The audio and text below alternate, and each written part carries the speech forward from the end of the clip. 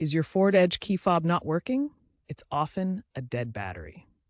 This section will guide you through safely opening the fob and replacing the CR2032 battery. First, flip out the mechanical key to reveal the seam on the fob's edge. Use a small flathead screwdriver or plastic pry tool to gently twist and separate the two halves of the case, inserting the tool near the key slot. Be careful not to damage the internal circuit board. Remove the old CR2032 battery, noting which side is up plus. Clean the battery contacts with rubbing alcohol if there's any corrosion. Insert the new CR2032 battery with the positive side facing up. Snap the case back together and test the buttons. If the remote still isn't working after a new battery, reprogramming might be needed. First, ensure the new battery is correctly installed and the contacts are clean.